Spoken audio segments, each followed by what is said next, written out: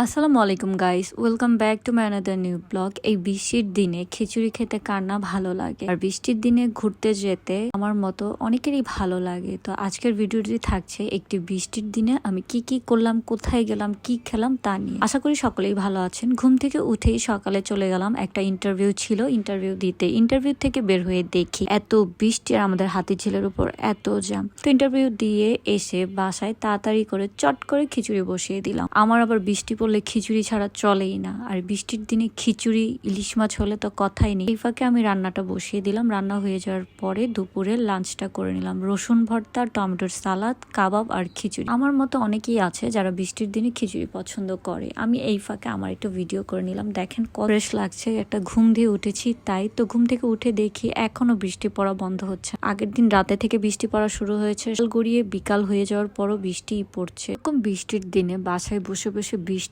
দেখতে খুব ভালো লাগে। তো মনে হলো বিকাল হয়েছে, একটু মোমো খাই। এদিকে আমি মোমো গরম করে নিলাম, সাথে একটু চাও বসিয়ে দিলাম। মোমোর সাথে চা ছাড়া তো আমার চলবেই না। এদিকে মোমো শেষ করে নিয়েছি আর চাটাও খেয়ে নিয়েছি। চা খেয়ে একটু বাসার বাইরে আসলাম, একটু কাজ ছিল টেইলারের কাছে। তো এখানে আমি আমার কাজ শেষ করে বাইরে দাঁড়িয়েছিলাম, তখনও বৃষ্টি কমছিল না। বাসা থেকে আসার সময় দেখে এত সুন্দর বৃষ্টি, তো ভাবলাম এই বৃষ্টিতে গাড়িতে বসে কফি খেলে কেমন হয়। এদিকে আমার একটু কাজ ছিল দেখে গাড়িতে বসে বসে ওয়েট করলাম আর গরম ধোয়া ওঠানো কফি খেয়ে নিলাম। কফি খেতে খেতে বৃষ্টি ভেজা রাস্তা দিয়ে বাসায় চলে আসলাম। আজকে এই পর্যন্ত। ভিডিওটি কেমন লাগলো অবশ্যই কমেন্ট করে জানাবেন। ভালো লাগলে লাইক শেয়ার করে পাশে থাকবেন।